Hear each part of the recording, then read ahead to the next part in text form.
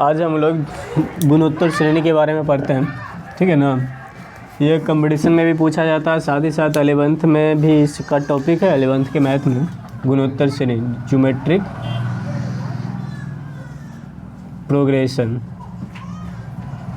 क्या पढ़ना है, गुणोत्तर श्रेणी या ज्योमेट्रिक प्रोग्रेशन, ठीक है ना। देखो जैसे हम लोग एपी पढ़ते हैं ना, एपी में जो बहुत सारा कोई टर्म रहता है उस टर्म को देखना हो रहता है कि ये एपी में है या अथवा नहीं। इसके लिए क्या करते हैं हम लोग, वो सभी पदों का अंतर करते हैं। अगर सभी पदों का बराबर, दो पदों का अंतर अगर बराबर आ जाए तो उसको हम बोलते हैं एपी में है। यहाँ पे क्या करते हैं, पदों का अंतर नहीं करेंगे बल्कि क्या करेंगे, पदों का भाग करेंगे। जैसे देखो एक एग्जाम्पल ले लेते हैं, जैसे 2 है, 4 है, 8 है, हाँ 16 है, डॉट डॉट ये जा रहा है। ये कोई क्या है, ये कोई तुम्हारा सीढ़ी है, ठीक है ना।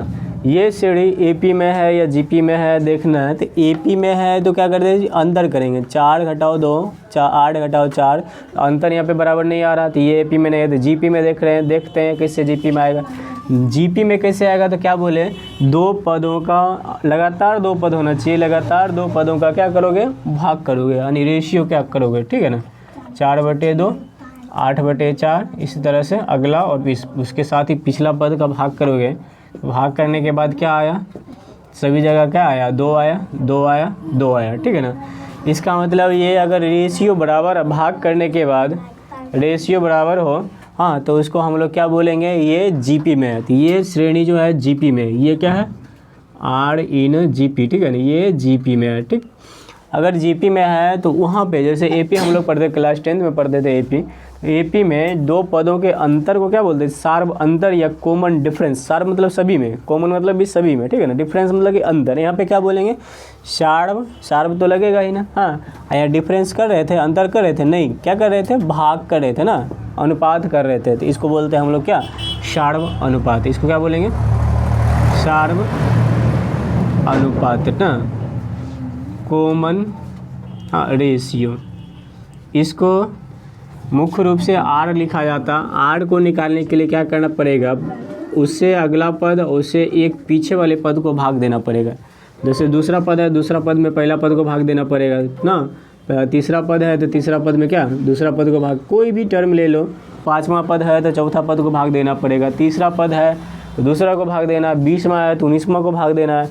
ये भाग दे के हम क्या निकालते हैं, ये आर निकालते हैं, सार्व अनुपात निकालते हैं, कॉमन रेशियो निकालते हैं, ठीक है। अब आ जाओ, अगर हमको कॉमन रेशियो निकल गया तो कॉमन रेशियो को हम आर बोले, और जनरली हम बोलते हैं, इसको थोड़ा मिटाते हैं। जनरली हम किसी भी जीपी हो या एपी हो उसके पहले पद को ए बोला जाता है, ठीक है ना। हम लोग पहले 10th क्लास में पढ़ चुके हैं, तो उसको क्या बोला जाता है, ए बोलता है। अगर हम मान लेते हैं, लेट करते हैं, let a is the first term of GP, of कोई भी जीपी है, ऑफ ए जीपी या एनी जीपी भी लिख सकते हो। एंड आर, ऐसे लिखना, आर इज़ द, हाँ आर इज कॉमन रेशियो, ठीक है ना, रेशियो ऑफ ए जीपी। कहने का हिंदी में क्या लिखोगे, यदि ए किसी जीपी का प्रथम पद है तथा आर किसी जीपी का सार्व अनुपात है, तो जीपी को कैसे लिखेंगे, पहला टर्म को क्या लिखेंगे। कोई भी जीपी अगर फॉर्म करें तो जीपी कैसे लिखेंगे, पहला टर्म को लिखेंगे, दूसरा टर्म में ए तो लिखाएगा। इसमें क्या बोले, जैसे यहाँ शुरू में देखो 2 था, 4 था, 8 था, इसका मतलब ये 2 है, इसको लिखे 2 गुना 2 है, ये क्या है 4 गुना 2 है, नहीं 2 है। इसका मतलब सार्व अंतर आगे जाके ए में गुना होते जा रहा, नहीं होते जा रहा। इस तरह से करो। इसको हम लोग क्या सकते हैं, इसमें आर गुना करेंगे तब बढ़ेगा, इसमें क्या एक और आर बढ़ेगा, फिर आगे करोगे तो एक और आर बढ़ेगा, फिर आगे करोगे तो एक और आर बढ़ेगा, इसी तरह से बढ़ते जाएगा, ठीक है ना। अगर थोड़ा सा सोचिए इसका जनरल या व्यापक टर्म क्या होगा, जनरल टर्म क्या होगा, ये पहला में ए, दूसरा में ए आर, मैंने पहला में आर नहीं था, दूसरा में 1 आ रहा है, तीसरा में 2 आ रहा है, चौथा में क्या 3 आ रहा है, 5वां में 4 आ रहा है। इसलिए इसका अगर मान ले इसका एनवां पद क्या होगा, तो इसमें क्या होगा, 1 आर कम आ रहा है, 1 आर क्या आ रहा है, कम। इसको इसका एनवां पद, इसको ए एन या लोग इसको टी एन भी बोलते हैं। तो ये क्या होना चाहिए, ए तो होगा, आर होगा, लेकिन जितना टर्म होगा ना उसमें से आर एक कम होगा, आर के घात कितना होगा, ये इसका ए एन या टी एन का फॉर्मूला निकल के आया। ए एन या टी एन का फॉर्मूला क्या निकल गया, a r to the power n minus one. ठीक, आगे आ जाओ। इसका अगर इस सब को जोड़ते हैं तो क्या निकलेगा, इसका जोड़ निकालते हैं। जोड़ कैसे निकालते हैं, देखो इसको मिटा दें, इस पे क्वेश्चन भी बनाएंगे हम लोग, पहले थ्योरी पूरा पढ़ लेते हैं। थ्योरी को नोट करते भी जाओगे। देखो जोड़ना हमको, ठीक है ना, एस एन निकालना, तो किसी एस एन मतलब कि जोड़, एस मतलब सम होता है। एस एन कैसे निकालोगे, तो ए फिर ए आर फिर ए आर स्क्वायर फिर कितना ए आर क्यूब फिर डॉट डॉट कितना ए आर के पावर एन माइनस वन, इसको जोड़ेंगे। ठीक है ना, इसके क्या ये कोई जीपी है, उसी को सभी पद को जोड़ रहे हैं। ठीक है ना, जोड़ रहे हैं, सम कर रहे हैं।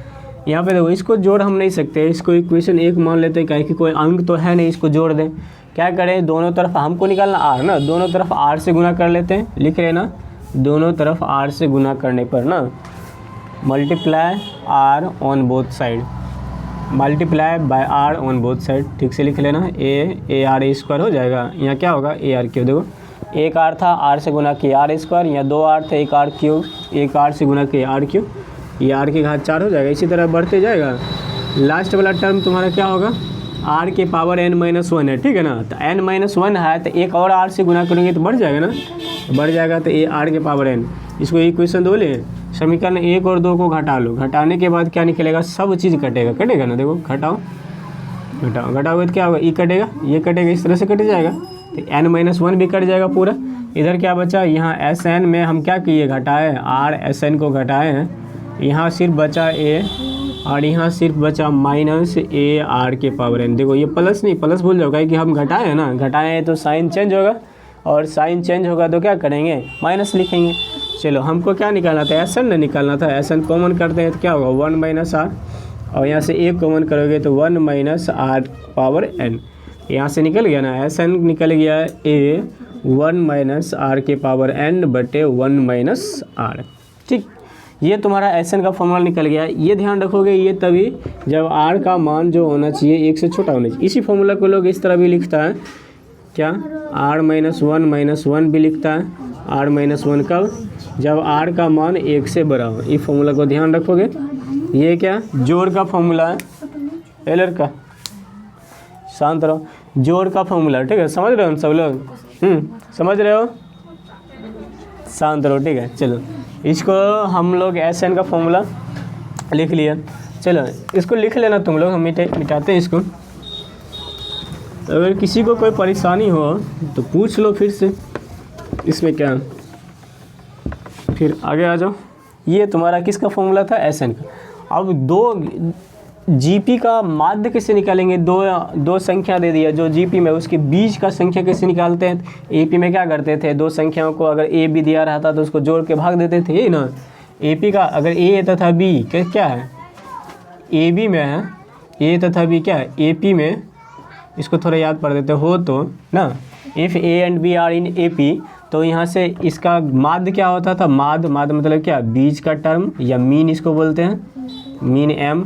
तो मीन, तो इसको लिखता था लोग ए, तो कैसे निकालते थे, ए बी को जोड़ के 2 से क्या करते थे, भाग कर देते। ठीक है, लेकिन यहाँ क्या करना है, ए बी को जोड़ के 2 से भाग नहीं करना। अगर ए तथा बी क्या हो, आर इन जीपी, ए तथा बी जीपी में हो, किस में हो, जीपी में हो।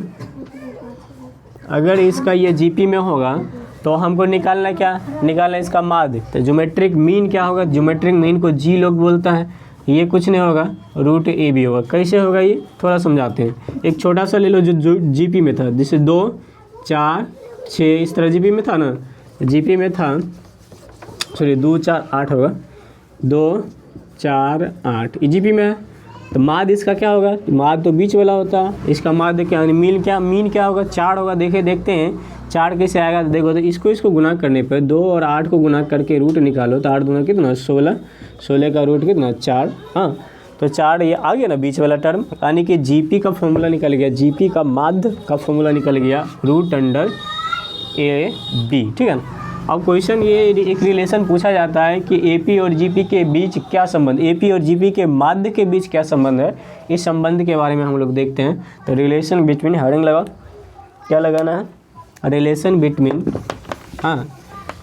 Arithmetic mean and geometric mean, ठीक है ना। लगा, एपी के माध्य और जीपी के माध्य के बीच संबंध, हम लिख लेते हैं relation between am and GM. हम लोग जानते हैं ना, लिख सकते हो वी नोट एएम के बारे, ए के बारे में क्या जानते हैं, ये सीधे दो संख्या अगर ए बी हो तो इसको 2 से भाग देते हैं। और इसके जीएम के बारे में क्या, जी इसको बोलते हैं रूट अंडर ए बी। अगर इसको घटा लें हमेशा, अगर घटाएं तो क्या निकलेगा, ए प्लस बी बटे 2 माइनस रूट ए बी, हो गया ना। इसका एलसीएम करो, एलसीएम करोगे तो क्या होगा, ए माइनस जी बराबर 2 A plus B minus 2 root A B, हो गया ना। अब तो इसको हम लोग क्या कर सकते हैं, ज़्यादा इसको क्या कर सकते हैं, 2 को उठा के नहीं कर सकते हैं, लेकिन ऐसे नहीं करेंगे। इसको देखो, इसे लिख सकते हैं रूट ए का स्क्वायर प्लस रूट बी का स्क्वायर, कोई दिक्कत, काहे कि स्क्वायर और रूट एक दूसरे का उल्टा होता है। हाँ, रूट ए का स्क्वायर करेंगे ए मिलेगा, रूट बी का स्क्वायर करेंगे बी मिलेगा, माइनस इसको थोड़ा तोड़ लो, root A into root B लिख सकते हैं इसको बटे 2। देखो क्या, A root A square plus root B square minus 2 root A B. तो इसका मतलब क्या है, ए माइनस बी का फॉर्मूला है, तो ए माइनस बी का फॉर्मूला यानी root A minus root B का होल स्क्वायर का फॉर्मूला है बटा कितना 2। ये तुम्हारा क्या है, ए माइनस जी। तो ध्यान रखोगे ये हमेशा 0 से बड़ा होगा, क्या किसी का भी वर्ग जो होता है ना वो हमेशा पॉजिटिव होता है। अब पॉजिटिव होता है, पॉजिटिव जो चीज़ को 2 से भाग करेंगे वो 0 से बड़ा होगा। 0 भी हो सकता है, अगर दोनों बराबर होगा 0 भी हो सकता है, लेकिन 0 नहीं, हमेशा 0 से बड़ा होगा। मतलब ए में से जी को घटाए तो 0 से बड़ा है, इसका मतलब क्या, ए बड़ा था जी छोटा था तब ना। अगर इसको 8 लें, इसको 7 लें, इसको घटाएंगे तो क्या आएगा, 1 आएगा, ये 0 से बड़ा है, इसका मतलब ये बड़ा है। अगर उल्टा ले लेते हैं, यहाँ 7 ले लेते हैं, यहाँ 8 लेते तो क्या भी 0 से बड़ा होता, या तो माइनस है कि ये 0 से छोटा होता, इस कंडीशन में जी बड़ा हो जाता है। यहाँ ए बड़ा है और जी क्या छोटा है, तब ना जी पॉजिटिव आ रहा है। यहाँ से क्या स्पष्ट हो रहा है, यहाँ से क्लियर हो रहा है, यहाँ से हमेशा ये तो एक फॉर्मूला ध्यान रखोगे। ये रिलेशन क्या क्लियर कर रहा है, ए और जी हमेशा बड़ा होगा, बराबरी का। अगर 0 आ जाता तो बराबर 0 आता ना, अगर ये 0 आ जाता तो ए बराबर जी होता, तो ये हमेशा बराबर होगा कितना, ए बड़ा होगा हमेशा और जी क्या होगा, छोटा होगा। एक छोटा सा क्वेश्चन ले ले, दो संख्या ले लेते हैं, जैसे 4 तथा 12 का एम और जीएम ज्ञात करें, एम एंड जीएम, ठीक है ना। 4 तथा 12, ठीक है ना। क्वेश्चन है 4 and 12 find the A arithmetic mean and geometric mean of किसका, 4 and 12। देखो तो क्या कैसे निकालोगे, इसको निकालने के लिए क्या निकालोगे, पहले ए निकालते, ए का क्या करते, दोनों को जोड़ के 2 से भाग देते, ये ना 12 4 16 बटे 2 कितना 8। अगर जी निकालोगे तो क्या करोगे, रूट अंडर 4 12, इसका रूट करोगे तो क्या रूट निकलेगा, 12 चौके 48, 48 को क्या लिख सकते हैं, इसका पॉइंट में डायरेक्ट लिखो तो 6 7 36 7 49 ना, लगभग 6.9 आएगा, हम ऐसे लिख देते 6.9। देखो तो कौन बड़ा है, ए बड़ा है कि जी बड़ा है, तो बड़ा हमेशा ए होता है, जी छोटा होता है, ठीक है ना। ये थ्योरी वाला पार्ट इतना ही, एक और टर्म आता है वो भी थ्योरी कवर कर लेते हैं, उसके बाद इसका थ्योरी ख़त्म हो जाएगा तब हम लोग क्वेश्चन करेंगे।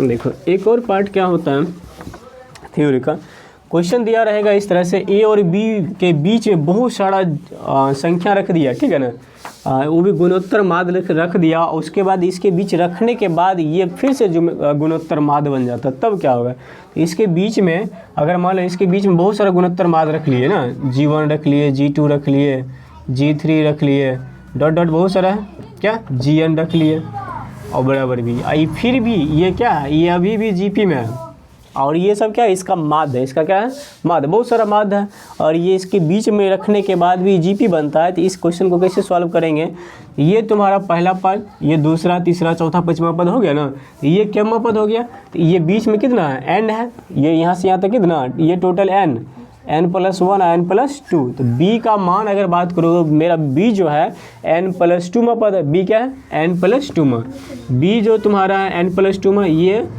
a n+2 में पर जो है क्या b है, इसका फॉर्मूला हम लगा सकते हैं ना, क्या लगा सकते हैं, n+2 का फॉर्मूला क्या होता है, a अभी पढ़े ना, ए एन का फॉर्मूला जीपी में a r to the power n minus one, तो क्या होगा a r to the power n, n की जगह ये माइनस वन, ये बराबर कितना बी, तो a r to the power कितना होगा एन प्लस वन बराबर बी, ठीक है ना। यहाँ से क्या होगा आर के पावर एन प्लस वन बराबर बी बटा ए, ठीक। यहाँ से ज़्यादा से ज़्यादा हम आर का मान निकाल सकते हैं बी बटा ए इसके पावर वन बटा एन प्लस वन। ये बात समझ में आया ना, ये पावर में था, इधर आएगा तो पावर क्या होगा नीचे चल जाता है, ठीक है। ये आर का मान अगर हमसे पूछता है जी वन क्या होता, पहला ज्योमेट्रिक मीन क्या होगा, तो वो पहला टर्म, ये दूसरा टर्म मतलब ए आर, तीसरा टर्म है ए आर स्क्वायर, ये क्या है ए आर है, इसका मतलब क्या है ए आर की जगह क्या लिखे बी बटे इसके पावर वन बटे एन प्लस वन, ठीक है। अगर दूसरा माध्य निकालना हो तो क्या होगा ए आर स्क्वायर होगा ना, ए आर स्क्वायर होगा तो क्या होगा ए बी बटे ए, हाँ इसका स्क्वायर करोगे एक बटे एन प्लस, चलो लिख देते हैं, हमको नहीं पता है कौन कैसा है, तो ए बी बटे ए इसके पावर करोगे ना, पावर तो गुना होता है, तो एक को दूसरे गुना करोगे तो क्या इस तरह बढ़ेगा। इसी तरह G3 अगर लिखोगे तो क्या होगा ए आर क्यू, मतलब ए बी बटे ए इसके पावर कितना 3 करोगे ना, तो 3 बटे एन प्लस वन, इसी तरह चलते रहेगा, जितना निकालना है निकाल सकते हो, ठीक है ना। तो ये हमारा जीपी का थ्योरी सेक्शन यहीं पे ख़त्म होता है। और नेक्स्ट वीडियो में हम इसके क्वेश्चन के बारे में देखेंगे। हाँ, वीडियो देख के तुम लोग कमेंट करना है क्या करना है, क्वेश्चन बनाना है या नहीं बनाना, ठीक से समझ में आया या नहीं आया। अगर समझ में आ गया तो ठीक है, नहीं समझ में आया तो कमेंट में करोगे कहाँ पे नहीं समझ में आया, फिर से कोशिश करेंगे समझाने का, ठीक। चलो इस वीडियो में इतना ही।